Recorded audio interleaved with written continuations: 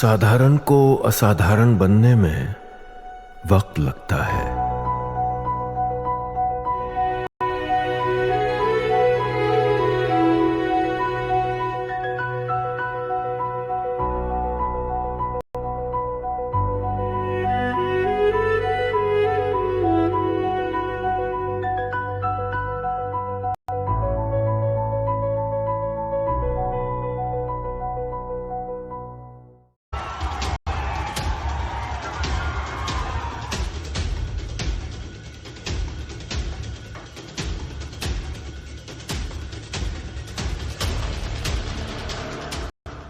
जो घुसपैठ करके आया है उसके साथ भारत के संविधान के तहत न्याय सम्मत कार्रवाई होती रहेगी।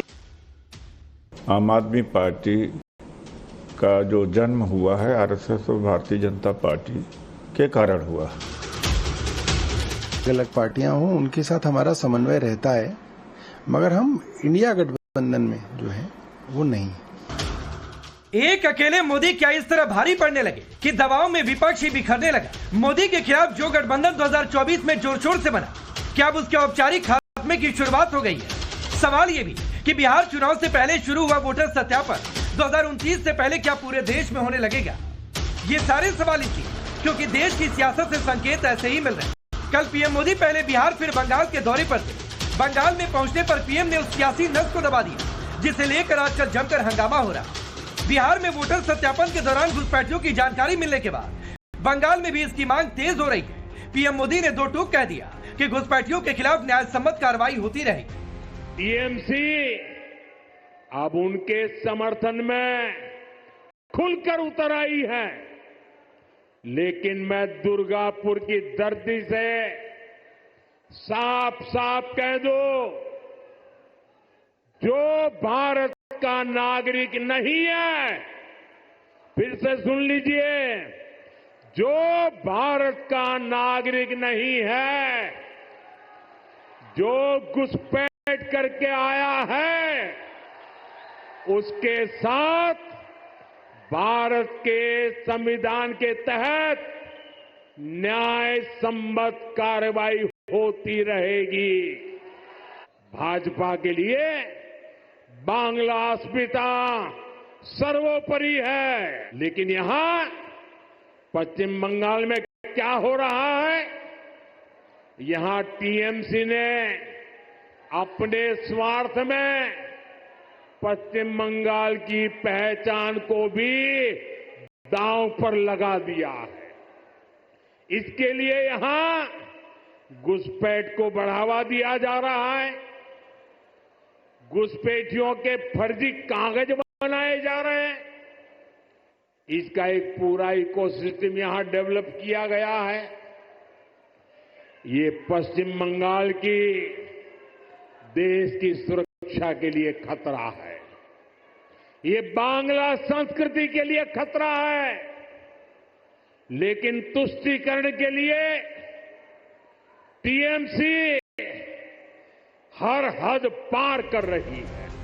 पीएम मोदी ने टीएमसी पर घुसपैठियों को संरक्षण देने का आरोप लगाते हुए सीधे सीधे कह दिया कि राजनीतिक स्वार्थ में टीएमसी बंगाल की पहचान को दांव पर लगा रहे। एक और पीएम मोदी देश से घुसपैठियों पर कार्रवाई की बात कर रहे हैं, दूसरी ओर वोट बैंक के लिए वोटर सत्यापन का विरोध कर रहे।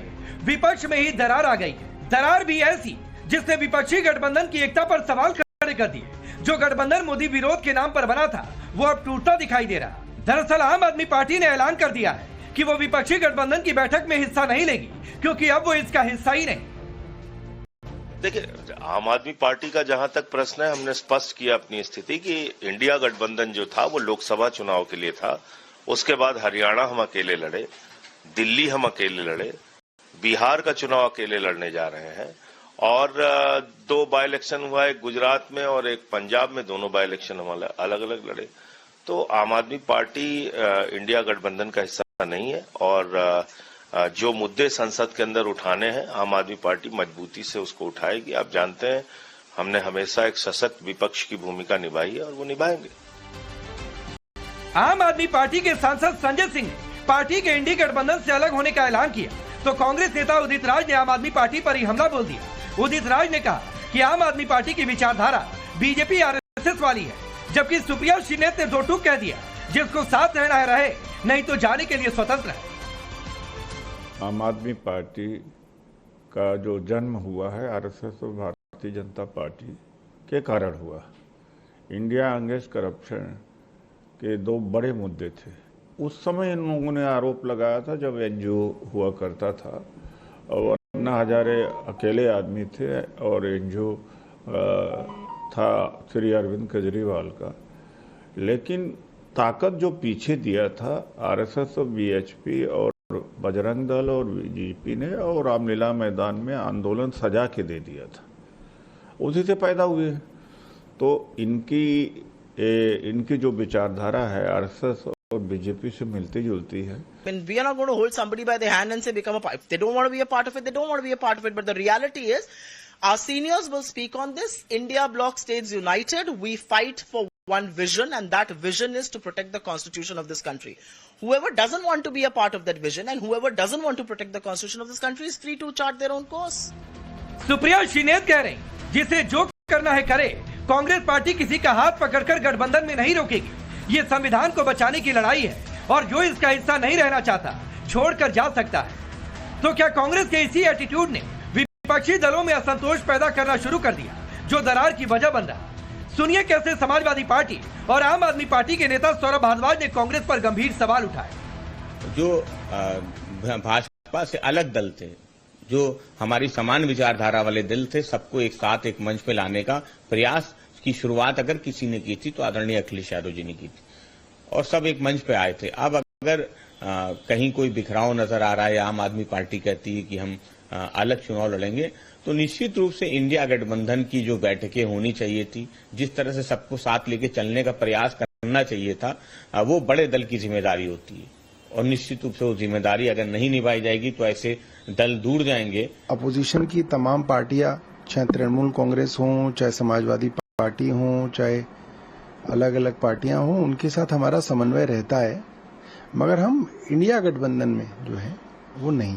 विपक्ष की आवाज हमेशा उठाई जाती है। हाँ, हम इंडिया गठबंधन में जो है कांग्रेस के अधीन जो है, जो इंडिया गठबंधन कांग्रेस का नेतृत्व स्वीकार। दरार भी ऐसी जिसने विपक्षी गठबंधन की एकता पर सवाल खड़े कर दिए। जो गठबंधन मोदी विरोध के नाम पर बना था वो अब टूटता दिखाई दे रहा। दरअसल आम आदमी पार्टी ने ऐलान कर दिया है कि वो विपक्षी गठबंधन की बैठक में हिस्सा नहीं लेगी, क्योंकि अब वो इसका हिस्सा ही नहीं।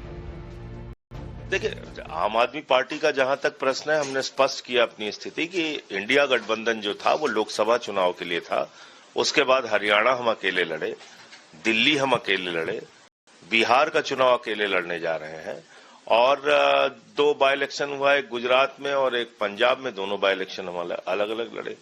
तो आम आदमी पार्टी इंडिया गठबंधन का हिस्सा नहीं है और जो मुद्दे संसद के अंदर उठाने हैं आम आदमी पार्टी मजबूती से उसको उठाएगी। आप जानते हैं हमने हमेशा एक सशक्त विपक्ष की भूमिका निभाई है और वो निभाएंगे।